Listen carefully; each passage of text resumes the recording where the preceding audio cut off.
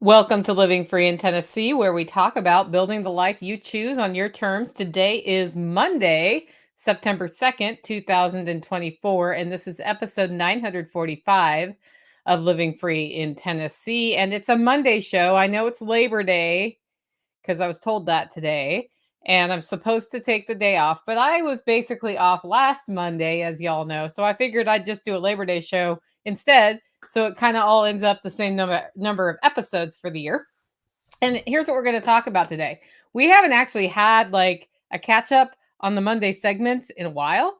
So we're going to do that. We're going to talk about what's going on in late summer in the prepper pantry. We're going to do listener feedback because I've been getting more listener feedback lately. By the way, if you want to send listener feedback, you can email that to me, Nicole at livingfreeintennessee.com, or go to livingfreeintennessee.com and click on the contact form. Those emails go to me. I have a weekly shopping report from a week ago because this week's hasn't come out yet. But if you're curious to follow those, Joe posts them on MeWe. Although I'll talk a little bit about MeWe today too, because it looks like they're going through some changes.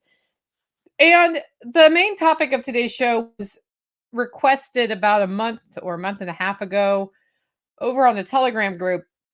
And that's like what to say or how to navigate when somebody you know is going through grief. And I have some insights on that now. So I'm going to talk about it both from the standpoint of when you are that person versus, and also when you are the person who knows somebody. So there's, it's just an open discussion. And if you want to add to the discussion and you're in the live feed, just put the first word in all caps so I know you want me to see your comment.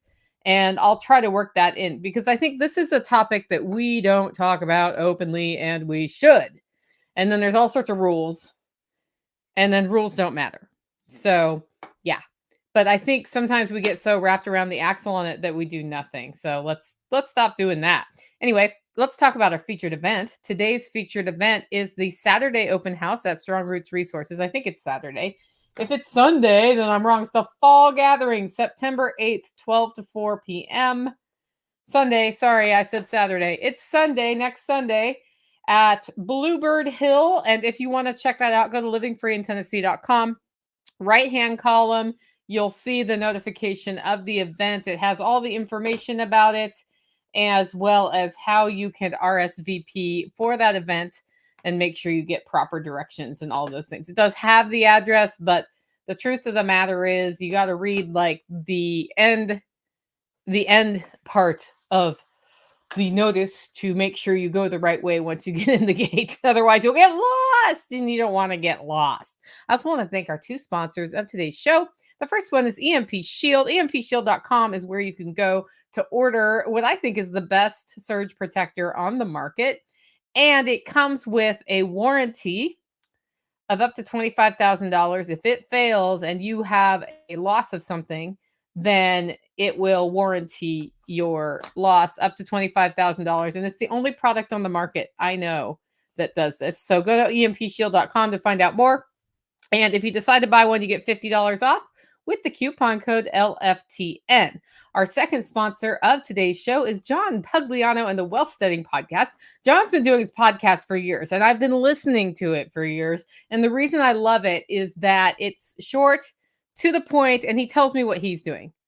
And for me, what that has served to do is, well, help me develop better financial literacy, understand how to separate panic and FOMO from what's really going on so that I am better prepared to homestead my wealth, so to speak. That's why it's called the Wealth Studying Podcast. Check out more at thewealthstudyingpodcast.com. With that, we'll go into listener feedback from William. And this is what William has to say. Listening to your Winter is Coming show, you mentioned storing feed. In case you or your audience didn't know, the 31-gallon galvanized metal garbage cans hold 3 50-pound bags of pelleted feed like chicken or goat feed. As long as the lid stays closed, they are rodent resistant, but they are not waterproof around the lid handle, so don't store them outside. Also, when refilling, pull the old feed that's left at the bottom out and add it back into the top of the new stuff so you rotate your feed properly. Now, here's my experience with metal cans. And it's that different climates have different results with the metal cans. Use them, and they're okay as long as William said, it's undercover, so it's not getting rained on. You can get plastic ones that seal all the way too. So it just depends on what your need is. But for sure, he says rodent resistant and not rodent proof. And take heed of that, because rodents can get through a lot of things. They can get through the plastic. And then, so like you're weatherproof, but not rodent proof. But then if you're going to have it in a barn, you want more rodent proof than weatherproof. But all of it, what I've found is that if you store feed for too long in any of these settings, it's not a great idea. So I try to keep 3 to 6 months of feed on hand, less in the summer with all of the things that happen with the climate and the humidity here in Tennessee. Like our humidity has just dropped. So we may get some more humid days this fall, but it's a lot easier to store stuff now that the humidity is not like death humidity, so to speak. So that is the listener feedback for today's show.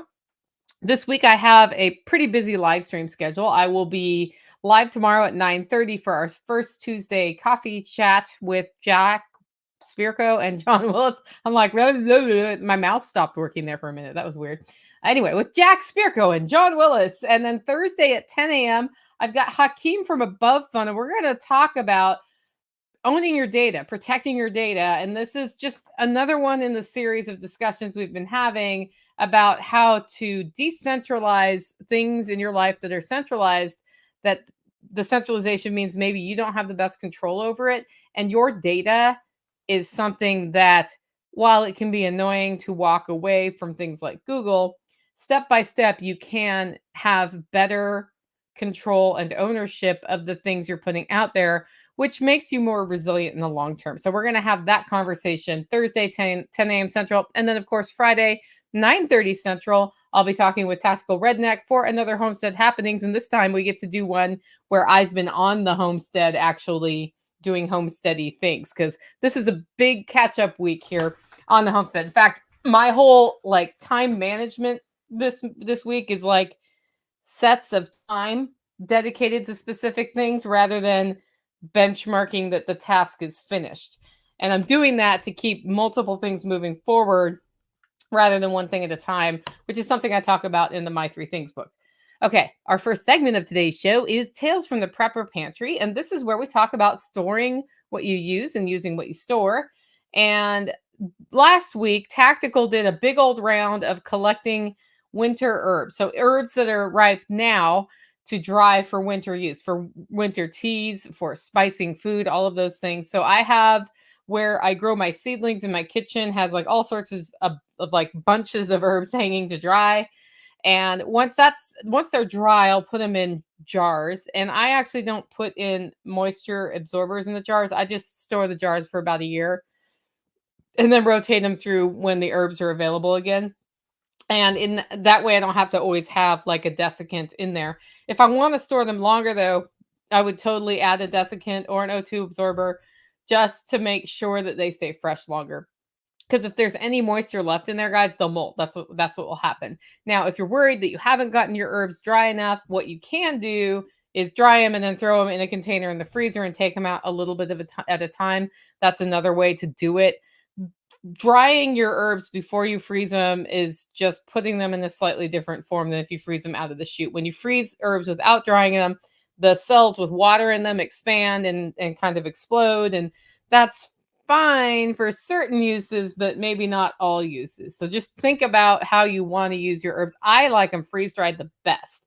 And on that topic, I am still repairing my freeze dryer. My Harvest Right freeze dryer has a broken part, and we've been troubleshooting that. And all I've heard about from Harvest Right people, like people who hate Harvest Right, is how awful their customer service is. And so far, customer service has been great.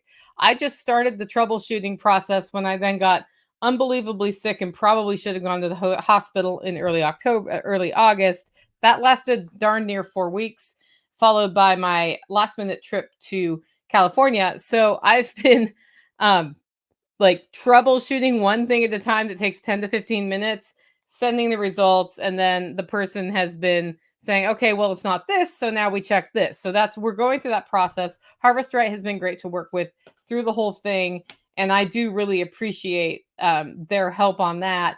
we are almost narrowed down to I need a new rack. I'm pretty sure that's about where we're at. Now, we're hoping there's something wrong with the wiring harness in there, but if that's not what it ends up being, then I'm going to get a new rack for the inside of the freeze dryer. Tomato Palooza is still in process. It has slowed down, but I came home and harvested a bunch of tomatoes and threw them in the fridge. And next, I'll be making tomato sauce and canning that. And then I wanted to talk about what happened last week. So um, I found out on Thursday, Friday that my niece had COVID.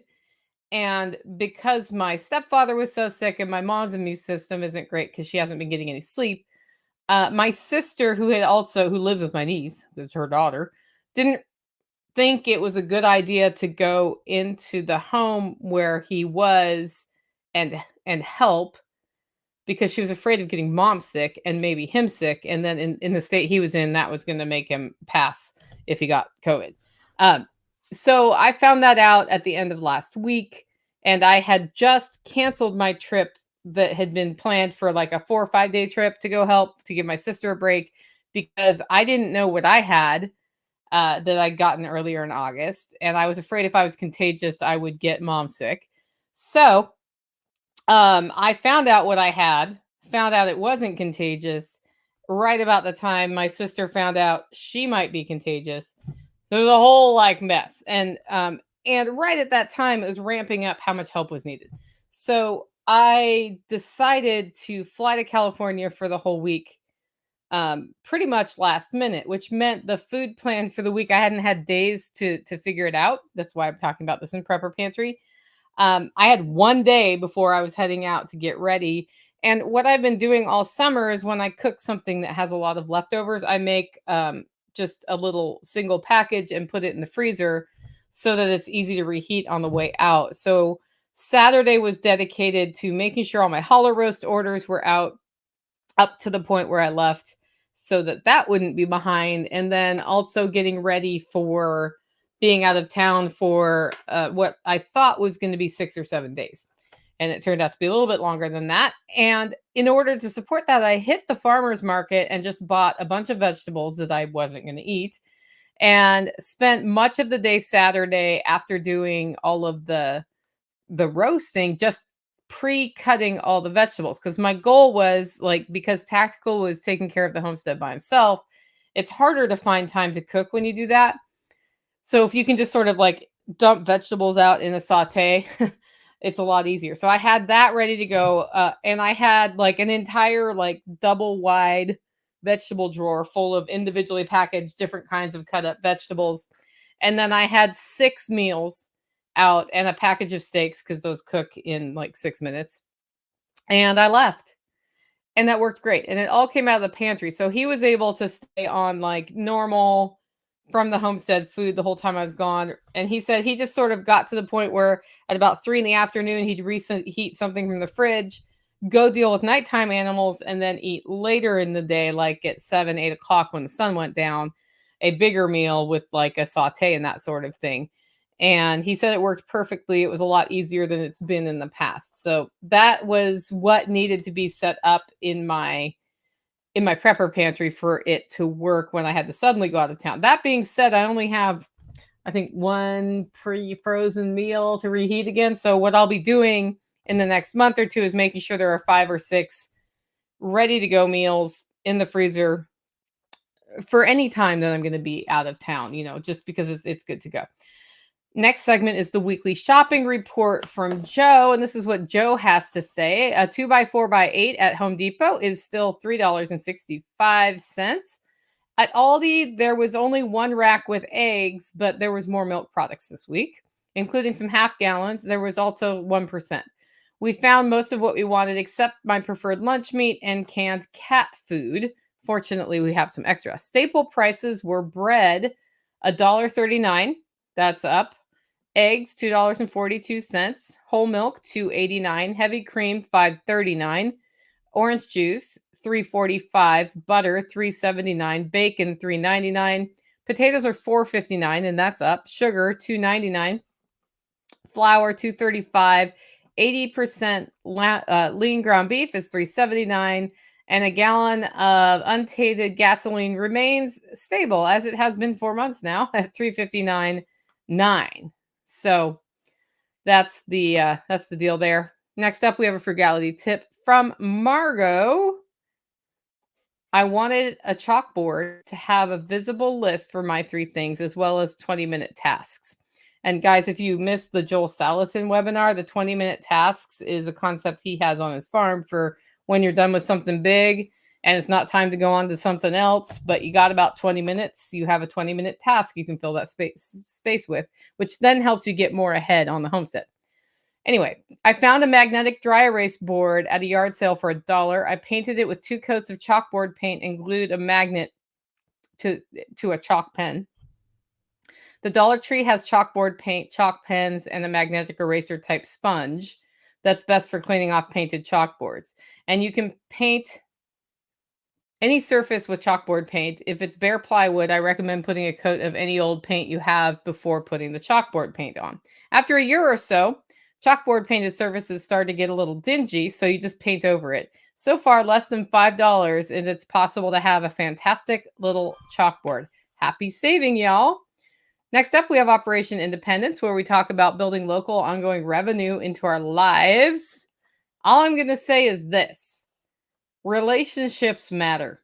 You know, we talk about building community all the time, and this year in particular, I've really leaned on the community. Like, I try to give to the community, but I really feel like I've taken from our community more than I've given it to it this year. And so what's been going on lately is I actually have a picture up on Facebook about, like, what do you think this is? And we have this excavation project in place, but I need to pour a concrete pad that's 6 inches thick with rebar reinforced on that place next. And I don't know about y'all, but like, the kind of concrete pouring I've done involves mixing bags and putting one bag in at a time. We're going to end up having a truck of concrete out here to do this. And the good news is, because of the community around me, there is somebody in the community who's done this professionally before, who is willing to come out. And I'm sure I'm paying him. I don't know how much I'm paying him, but he's going to show us how to oversee a pour from a concrete truck, which is a little bit like, you gotta do stuff and how to make it level and all of that. And so what that means is we'll be doing more work than if I outsourced it to a concrete contractor. But while we're doing that, we're being taught how to do concrete so that hopefully I can then start pouring the pad up near my house that I've wanted to pour for like 2 years. And the difference in price for that is like thousands of dollars per pour. Like, the amount that contractors, and rightly so, like, they're doing something that's, a skill you can develop, but it's not a skill that most people have, and they're in high demand, so the market's way up on what they get paid for that. By learning this skill, and this is one of those skills I decided the ROI is worth it, I can actually get my pad poured up here long term a lot more reasonably for my budget than I could. So relationships matter. For me, that's an Operation Independence item, because I'm pretty sure it'll cost less. I don't actually, since I don't know how much I'm paying him, I don't know, but it'll cost less than if I paid a crew to do it. And I'm getting the education of that skill. So that's what's going on for us on the Operation Independence side. With that, it is time for the main topic of today's show, which is, what do you say? Okay, that was kind of a cryptic title, wasn't it? Like, you didn't know what today's show was going to be about. I wasn't sure how to frame the title on this one, because it's like, it's not a bummer topic. Like, it's not going to be a bummer of a show, but it is kind of a bummer of a topic, but it's worth talking about. And that's like, what do you say or do when somebody's going through grief, or when you're going through grief? Because this is a natural part of life, right? For me, it's been a really grueling 3 months, and really, I would say on and off, a grueling year, as we've navigated something that's totally natural, though. It's it's a natural part of life, and that's death. This topic is rarely discussed openly, and that leaves people really unprepared on what to do or what to say when somebody you know is going through it, and it leaves you really unprepared to know what to do when you are the person going through losing somebody that you love. When it happens suddenly, there's usually a big outpouring, but when you have this sort of long fade, I think it's a very different thing, and people like discussing it openly is taboo, right? It's awkward, and nobody knows their what their place should be. You know, some people we've had interesting discussions actually on our social networks about being a death Sherpa, sort of an idea where you guide somebody through that. And I would say that like my I've had a couple hospice experiences in my life, and the people who I've come across who work on hospice are filling that role a lot if they're good at what they do. And the times that I've been on the sort of the I'm helping with hospice side of that equation, it has always been the kind of people who are really good at that. I so my impression is that more people are good at that on hospice than bad. I don't know. I'm sure other people have different experiences.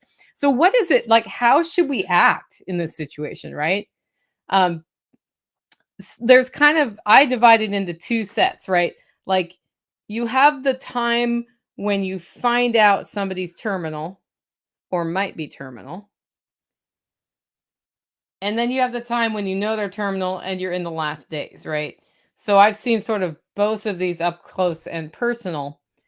Uh, when you find out it's happening, it's a little bit of a different thing because not everybody wants that to be made known, first of all. And for me, there's this like, I'm not supposed to complain about personal things going on in my life or overshare my drama to people because drama begets drama, right? And so if I say, well, gee, my stepdad's terminal or might be terminal or he's sick or blah, blah, blah, I'm I'm sharing a negative thing that might make somebody else feel negative, and then it might make more negative things happen. And I don't really mean like magically they happen. What I mean is when you're putting out to the world energy that's negative, it's more likely that you, based on your own reactions to things, more negative things happen, right? So the first thing that comes up when you find out something like this is, should I share or should I not share? It's a little more complicated when you're an online personality because I do share everything like ups and downs that happen here. And I know last time this happened when my grandma was sick, I did share it, but she got sick maybe a week before she passed, not like a year before she passed. And we were looking at a year. So it was a really grueling year. It was a really grueling 3 months, and it impacted every part of my life, probably every day of my life. But did I spend a year talking about it? No. And the reason I made the choice not to do that was that I didn't want to negatively impact people, you know. I'm also gonna need to close my door because apparently my phone's not on mute and people started talking out there. It's like there's voices coming from my living room. What is up with that? Um, so I think that's a very personal decision. And if you're the person experiencing it, there's two parts. One, does the person who's ill want you to share? And two, do you want to share? And if the answer is you don't want to share, that's okay.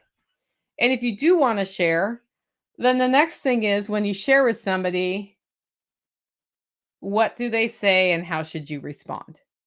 So you'll say something like, so and so is sick or whatever, or they're going to die or whatever it is.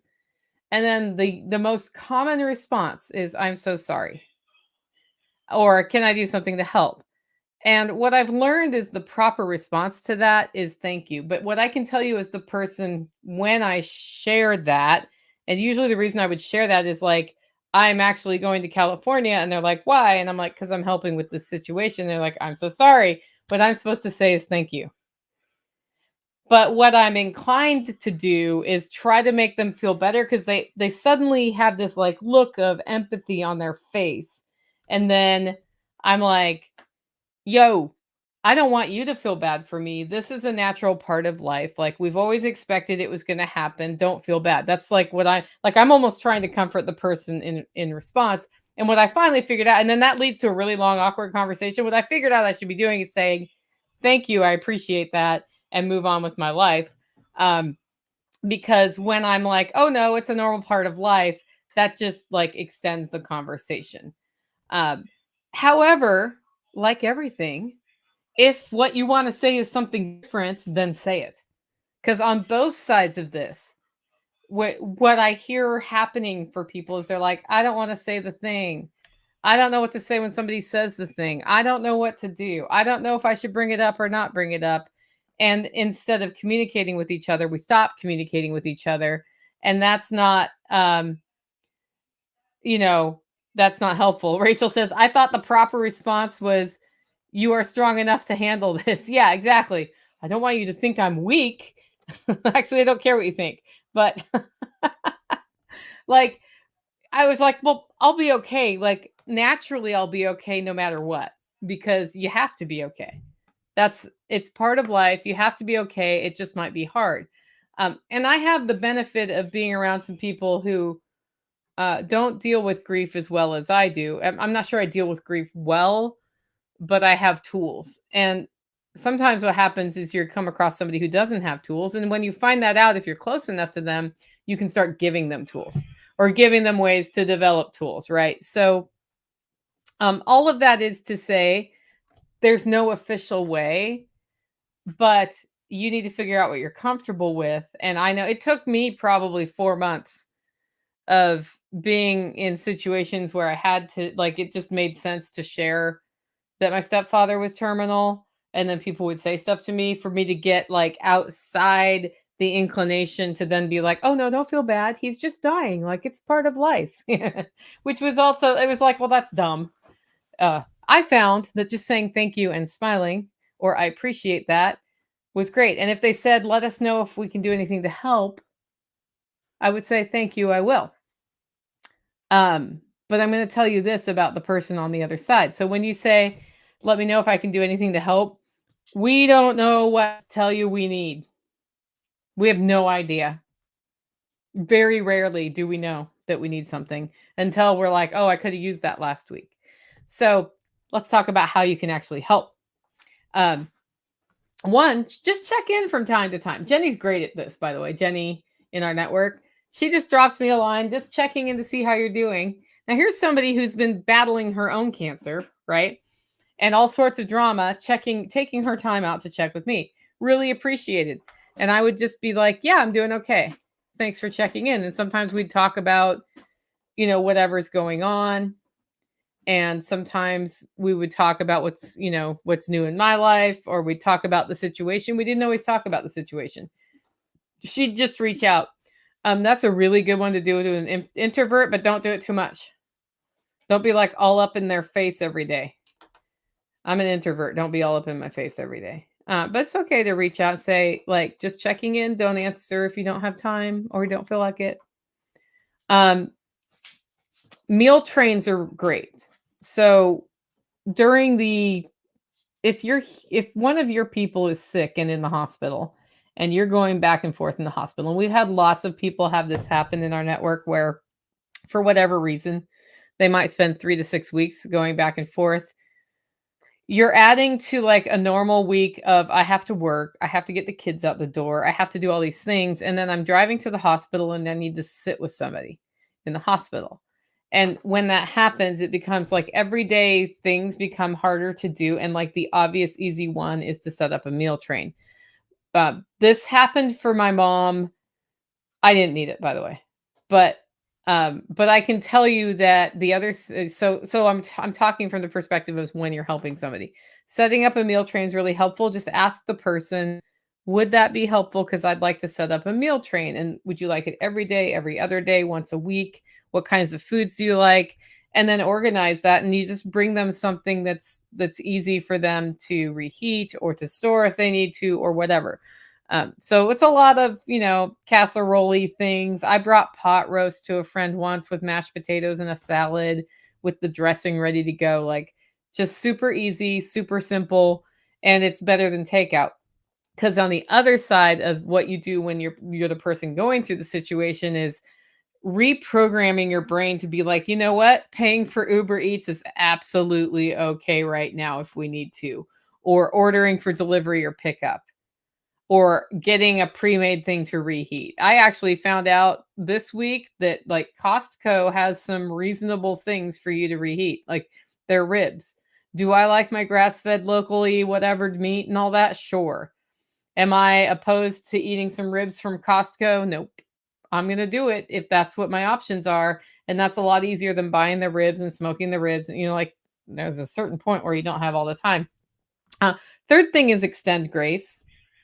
So if you find out somebody's going through this and they're just not always responsive, do your best to be, even though you're frustrated, understanding. And if you're the person who is going through the grief and people are being weird and awkward and not getting back to you and saying, I don't want to bother you, but, and you know, like all of that, extend grace in the other direction because we have to understand that in our culture, we don't talk about these things. And so then, like, everybody's awkward. And if we assume that the intention is the best it could be, rather than we assume it's negative or read a lot into stuff that's not really there, that doesn't get any of us to a better place, right? So, definitely extend grace. And then, as I said, talk about it if you want to talk about it. And if you're bringing it up from the you're not going through the grief standpoint, but you have a question, say, I'd like to ask a question about this situation. Do you have space for that right now? And then if the person says no, then don't ask the question. If they do say, okay, here's my question. If that's too personal or you don't want to talk about that, that's fine. I'm just curious. Or, you know, like the question we had a lot was how much time is left? How much time is left? You know what doctors will not tell you is how much time is left. The reason they won't tell you how much time is left is because they don't really know. They know statistically somebody with these sets of symptoms in this condition lasts this amount of time to that amount of time, but there's always somebody who just dies the next day, right? That's possible. Or there's somebody who lasts way longer or turns around miraculously. Like all of it is possible. And so they don't really want to give you timelines. And you know you're in a place of we have turned a corner when they start giving you timelines, right? When it's not like typically somebody with this kind of insert illness here lasts 2 to 5 years, but we don't really know. And there's lots of treatment options. That means they haven't given up on you yet, right? Um, when they're like, okay, you got, I mean, at one point we had 6 months left about. They said typically you've got about 6 months and we're out of options, but the options we have can extend things. That's a very different statement than there are still things we can do.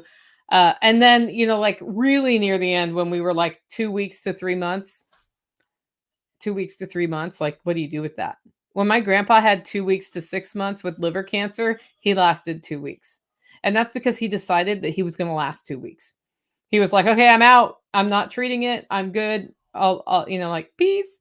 Uh, but so much depends on the person who's going through the process and where they are also. In addition to, we just don't know. Rachel says, end of life is an awkward time on all sides of it. Yep, exactly. Pippin Eyes is saying time flies or something. Um, so that's sort of my thoughts on when you first find out something is happening. So, and that like goes in through the hospice time. Like once somebody says they're on hospice or somebody's been put on hospice, that's like code for they're going to die, right? Now, I've had people in my life go on hospice and come off hospice, but they never lasted long once they went off hospice. Like it was sort of like they were out of hospice because they didn't really need it anymore.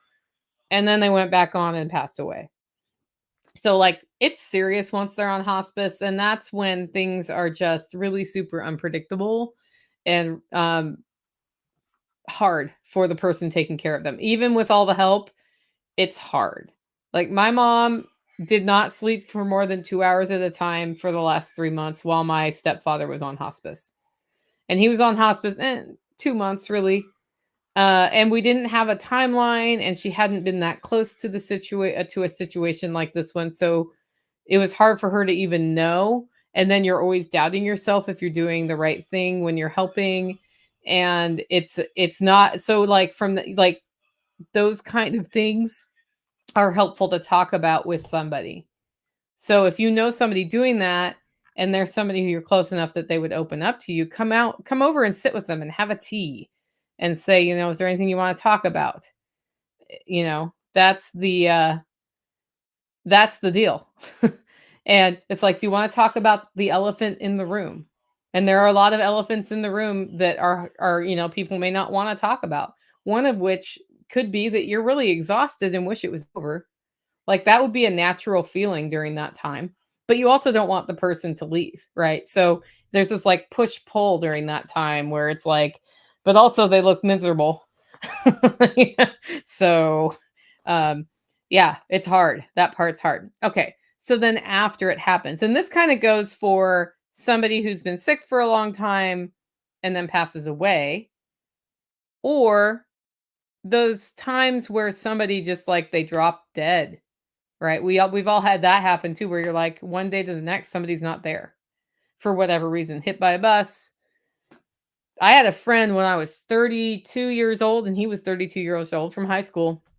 Got up in the middle of the night, sat on his bed with his head in his hands, presumably to get up and pee.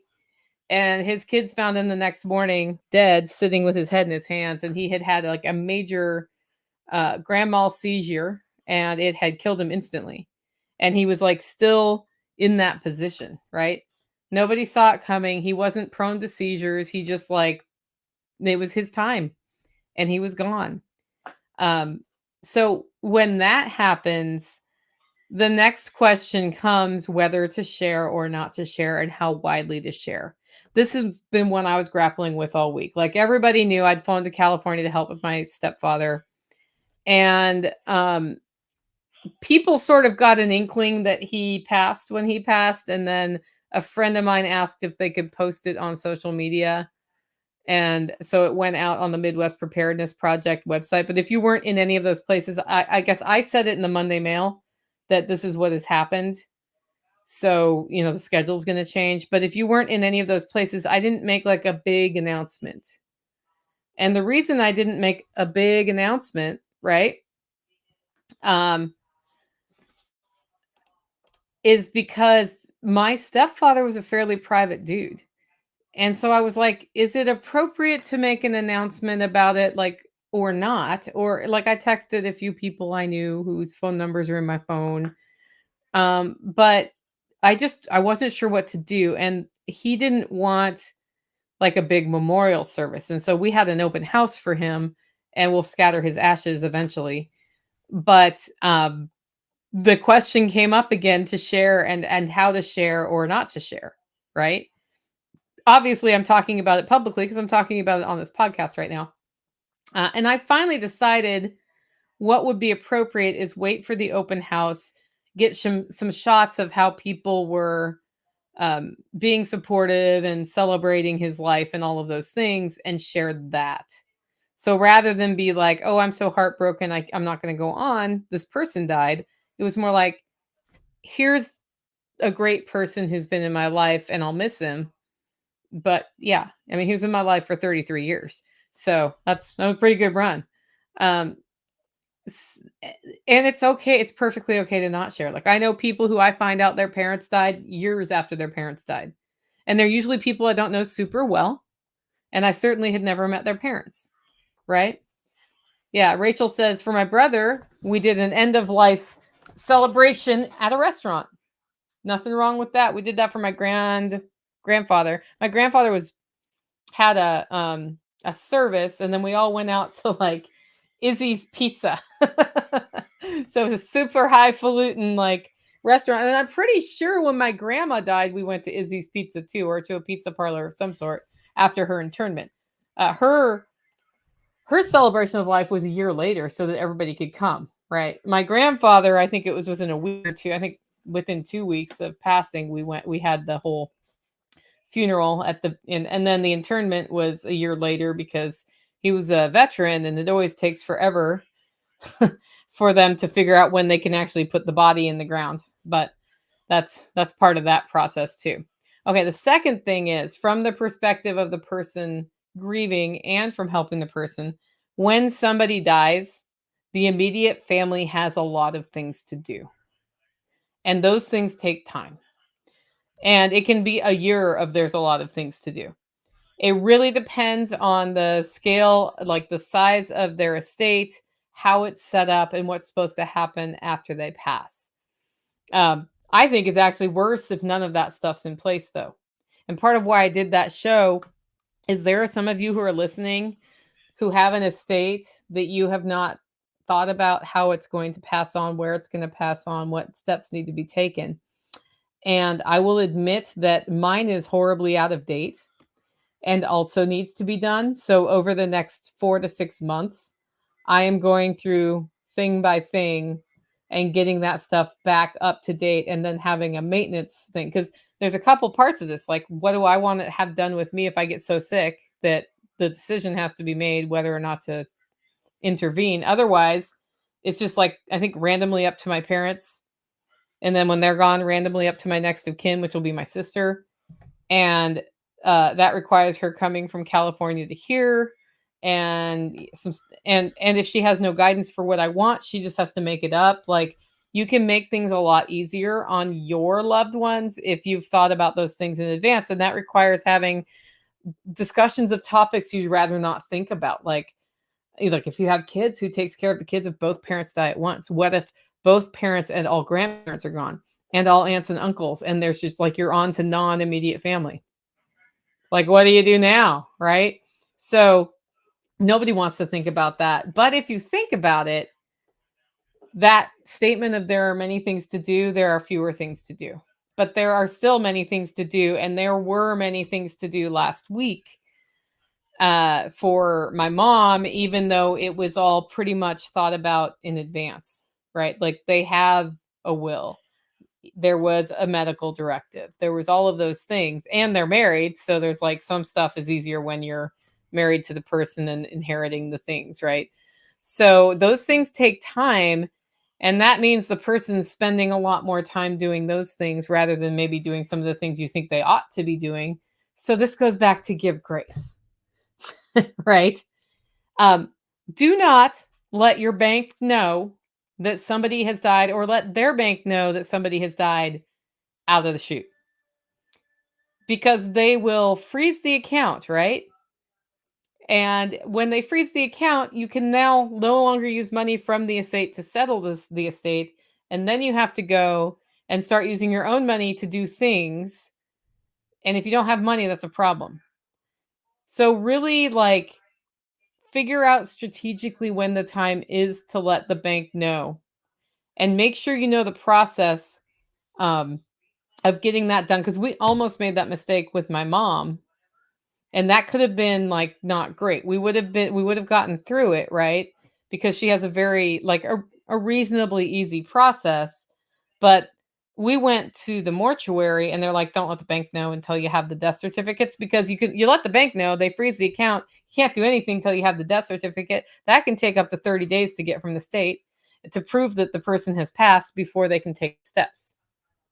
And on that note, have a backup plan, a financial backup plan.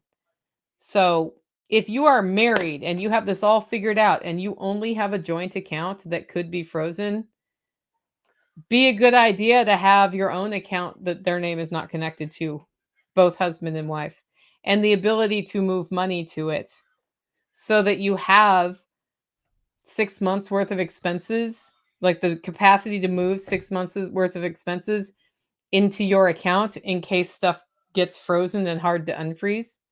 And I know that sounds crazy, but it's not crazy. I've talked to a bunch of people in the last week that happened to them for 6 months because of how things were set up for their particular situation.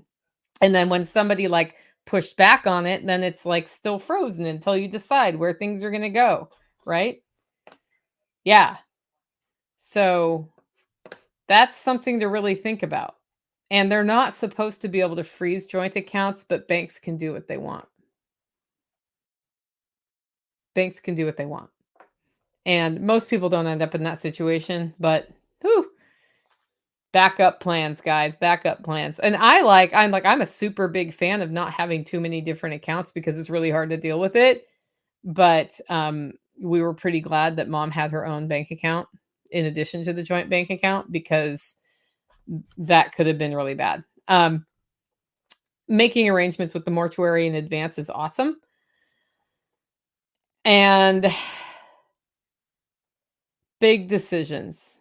So when you're the person in grief, there's a lot of decisions that you need to make afterwards, right? Like, do I move to a new house now that there's only, there's one fewer person? Or how's college going to work for my kids now with one income? Or do I keep their computer or not keep their computer? Do I keep their cell phone service or not keep their cell phone service? Like there's all these things that happen. People are going to start going like, "Hey, can I have a coffee mug?" Some people may be like, "Hey, can I have, part of their ashes to scatter somewhere else?" These are all kind of some of these can be big decisions. Coffee cup not so much. But they're all decisions that need to be made. And when you're also going through the grief of losing somebody, take your time to make those decisions. It's okay to wait. Like I know somebody who sold their house to somebody on contract and moved on within a month or two. And they really deeply regretted that because then the house was gone. And wherein early on they were not ready to deal with the house, later they would have been happy to have the house, right? So that's an extreme example, but you don't have to be in a rush to erase them from your life, right? And for your kids, it can feel like you're erasing somebody from their life when you like just bulldoze through those things. That being said, every situation is different. If you're supporting somebody in that situation and they're having to make decisions and you're a close friend to them, just talking to them about pros and cons and reassuring them, like asking the question, is that something that has to be decided right now or can we like put it off? Anything from what to do with certificates and trophies or favorite paintings to clothing to any of it, you can chill. It's okay to chill. Some stuff's obvious and you just do it. But it's okay to bin stuff up and be like, "You know what? I'm going to look in this bin in a year when I'm ready to do it." When my grandma died, she had by the time she died, she was in her 90s. She had enough stuff to fit in one bedroom with a closet. And she had things packaged up notes on who they should go to and like the background of where the things came from, like really old china ware that had come over, like fine china that had come over from England from great grandparents or great great grandparents, and the story behind it plus who it would go to. And that meant when we went through her stuff, it was pretty easy. It was like, okay, that goes to this person and that goes to this person. And then there was other stuff in there that didn't have that. And that other stuff, we just put it in a box and figured it out later because there was no rush. There was no reason not to deal with that. So, you know, the death cleaning idea. What's that, Rachel? um, and then boundaries are important. So it can get very emotional after that from different family members, and they may be pushing for things. Like somebody's grieving process may be that they want the person erased, don't want to see their stuff because it causes them pain. And you may be the person in charge of dealing with that and making the decisions because you may be the executor or you may be whatever for whatever reason. And if you are the person in charge of making the decision, like the spouse, and somebody else is pushing from outside the arena, um, now you're in a situation where you're grieving and you need to set a boundary. And that is your boundary to set. And if you know your boundaries, then you just set the boundary like, "Hey, I'm the one dealing with this. I'm not comfortable doing that yet. I'm going to just do this. And if you keep talking to me about it, the end result will be I don't return your calls or whatever." Right. So, likewise, when you're on the other side of that and you feel like you're not being heard, you also can set boundaries. It's reasonable to set boundaries, right? So, again, this is a time where if we can give grace, it's very helpful, but also be aware of what you're asking when you're asking stuff from the outside perspective. So we always come back to what to say and what to respond. And I was not quite sure what people should say, right? Um, when we got to the time of the open house. And I think like we weren't even sure we should do an open house. That's how like private my stepdad was. But then finally I was like, what he would want is what's good for us. And if we have an open house, we can invite the people who knew him to the open house and have pictures of him up and other stuff. And like it helps them as well as us grieve. And so when we got to the day of, I was afraid it was going to be a whole bunch of sitting around and, you know, bemoaning or crying or that sort of thing. And what it ended up being, and this was great, was that people came. Some of them brought cards and flowers. Some of them brought something to add to the hors d'oeuvres. Some of them brought just themselves. None of it was expected, by the way. But what they really brought was life to the house. And that was really, I think, the best part of it was, what to say. You get a hug and then I'm sorry. But then what they talked about was life. They talked about how he, rode his bike and everybody knows him as the guy on the bike. And they talked about, not only his stuff, but their own stuff and other people's stuff and what we were doing next and that sort of thing. And I think that was great.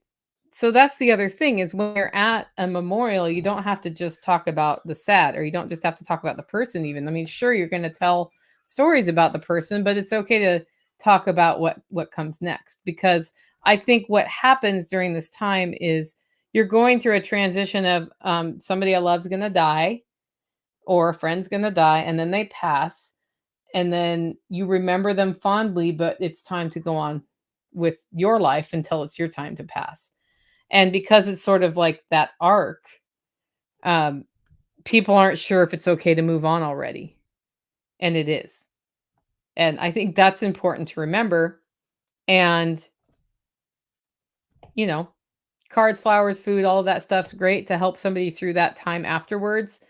When it's sudden, I think it's harder for people for the first couple weeks of the logistics. When you know it's coming, you have a little time in advance to be a little bit more ready for the logistics. So I would say in particular, if somebody has somebody who just had a heart attack and they're gone, uh, that's another time for a meal train potentially. And the way you figure that out, if it's that time, if you want to help, and it's a meal train or a come sit with the person sort of situation, is observe how they're doing. Reach out, just like you did, just like we talked about earlier. Anyway, what do you do if you meant to reach out and you forgot, or you didn't, or you couldn't bring yourself, or all your words sounded too trite? First rule of reaching out to somebody who's grieving is nothing is ever too trite. It's okay to say, I'm sorry. It's okay to say my condolences. It's okay to say something flowerier. None of it's like, to most people, none of it's going to offend them. And if they are offended, then I don't know. Like, that's just weird.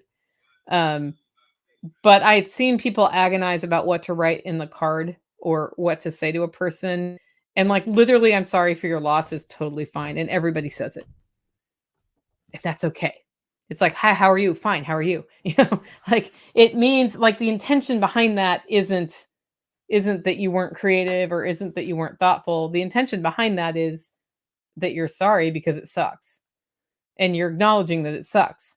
So don't ever worry about the actual words that you choose. Choose the best words you have and use them. And that's okay, right? What if you're so uncomfortable with the topic of death that you can't reach out? And then you didn't reach out, and now you're not sure if you should ever talk to the person again. I know you're out there, and if you are one of those people and you feel personally called out on my podcast, I am talking to you. No. Okay, first of all, I will tell you this. I have been reached out to by a lot of y'all, and I've been reached out by a lot of people, and I appreciate every message I've gotten. I have not noticed that anybody has pregnantly not reached out. So, first of all, as the person grieving, I can tell you that I'm not keeping score. There's not like a scoreboard. Yep, they reached out. No, they didn't reach out. That's not how that works. And if I was that kind of person, you probably wouldn't be listening to my podcast. So, there are probably people like that. I don't know who they are, but there are probably people like that. they're not your concern. But if you're so uncomfortable with the topic that you just can't bring yourself to reach out and you're anxious about it, give yourself grace. That's all I gotta say about that. I've already not noticed. Give yourself grace and, move on and just reach out and ask them how they're doing or say, "Hey, do you wanna get coffee?" and go do normal things and don't ever bring it up. If that's how you are, it's okay. We need to give each other grace when we communicate, and the only way we do that is both directions. So, there is no answer to what's the right thing to do. But being kind is always a good thing to do, and that's what gets us the furthest. Anyway, I just wanted to share my thoughts on those things, having recently gone through this experience. If you like the show and want to support the work I'm doing here, you can do it in two ways. One, get your coffee at hollowroast.com. Two, consider becoming a member. Head over to livingfreeintennessee.com to find out more about that. With that, guys, go out, make it a great week.